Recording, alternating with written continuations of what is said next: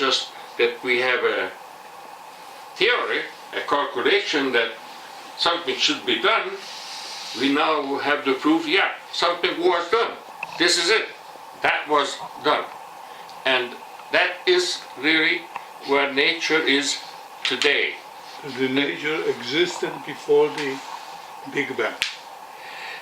They don't go into that one. That's not an easy question for them to do.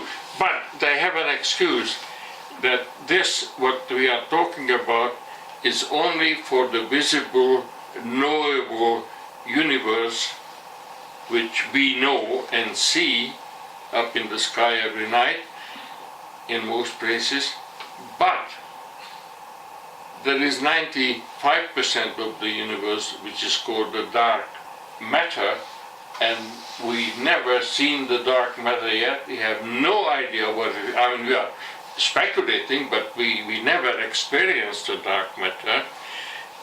Only the first time that the dark matter was physically captured by physicists was in the spacecraft that the Canadian Chris Hadfield was up there. They had a special experiment attached to this International Space Station, and in that they had a trap for dark matter particles.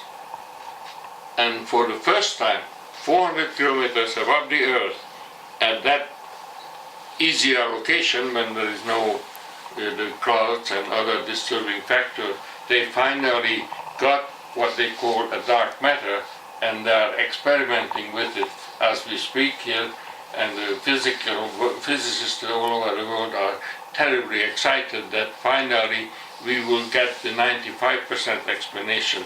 Now, whether that 95% would turn out to be a god or another factor or an alien or whatever we call them, but physicists had a hell of a time to figure out what we could see and what we are living in, and so far they had no technological way to capture it.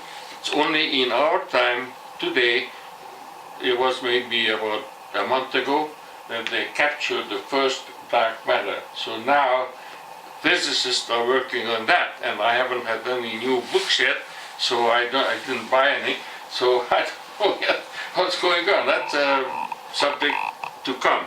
But that's how physicists see the world, you know. What I'm saying is that I could show you the book, you could read it, and you will come to the same conclusion that I have. So here it is. In the first fractions of a 1 second, nature made a mistake, and then slowed things down, and by being slowed down, becoming symmetrical, these four forces created nature, and they are still creating, but this time the human nature, and we are all in our own body and in our mind part of the self-creating universe. We create ourselves, and as Katharina read it in the quotation from the Swiss guy 150 years ago, he said it, that creating our inner self is the only thing that will make us free from the pressures and the needs of the totally outside world. And therefore, the whole idea of creating the universe, and as you have it there in your hand, that whole process is nothing but, as I put at the bottom of that exercise, is freedom. And amazingly, 3 minutes after the beginning of the Big Bang, and there are many Nobel Prizes that were given for this one, so it's not me, but the Nobel Prize people who say this, by 3 minutes after the Big Bang, the first atom of the hydrogen atom, the first core, the nucleus, was created. The helium nucleus was created, and the lithium nucleus. So within 3 minutes, of the whole universe, the whole Big Bang and the whole story, the material, the hydrogen, and you know what? It might be in your body. That particular atomic core that was created 13.7 million years ago is the only hydrogen we have. Now there were many more hydrogens created after, but that is still around. That's the point. In the universe somewhere, it might not be on this earth, might not be in this living room, but it might be. Mathematically and whatnot, scientific believe that. So when it all comes down to this, and the whole comes down to it's a self-creating universe, what I'm trying to say is that we are really in a totally different place than we were even a year ago or 100 years ago or whatnot. And very few people ever guessed it, but the scientists in 1900, Max Planck, a German physicist, said that the Newtonian universe just doesn't really describe the real universe.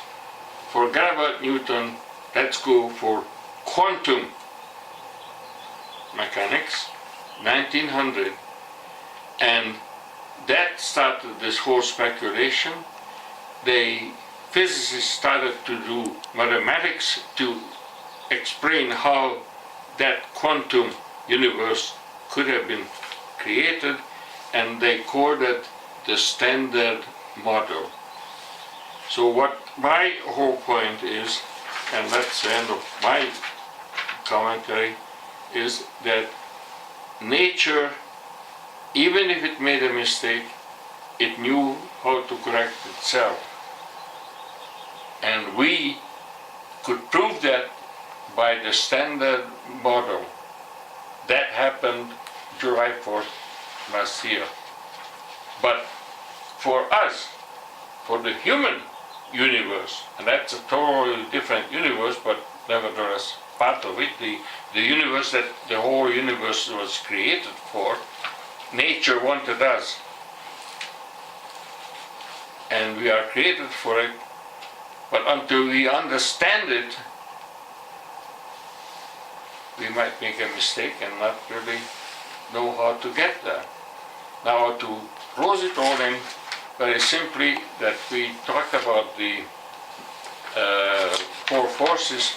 In the four forces, the electromagnetic force, which literally is the light from the sun coming to here, but the light that was originally created in 13.7 billion years ago, or that light is what photography is. What we as humanity have achieved is that we made the universe capable of making its own drawing, its own image.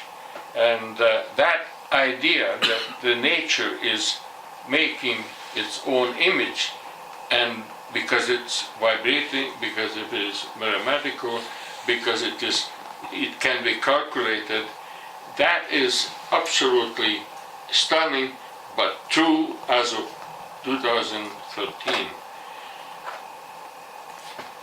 There was only one man who knew this. This was a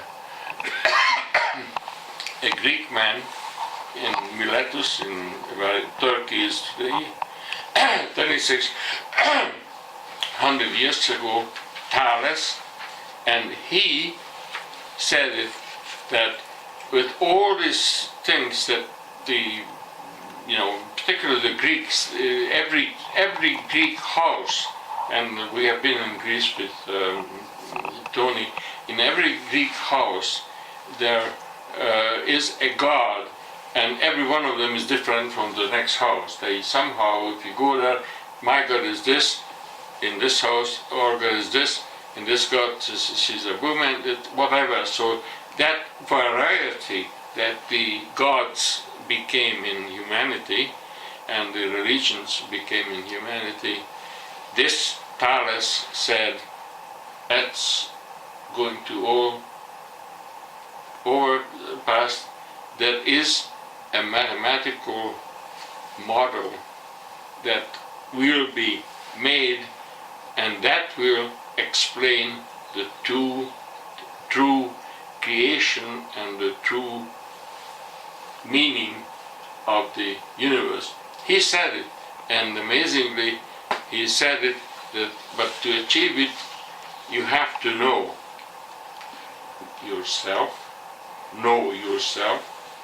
Now, other Greeks repeated this after him, but there is enough scientific evidence, historic evidence from 2600 years ago in Miletus that this guy said it first. He said, love thy neighbor. He said that don't do to your neighbor what you don't want him to do to you. Okay?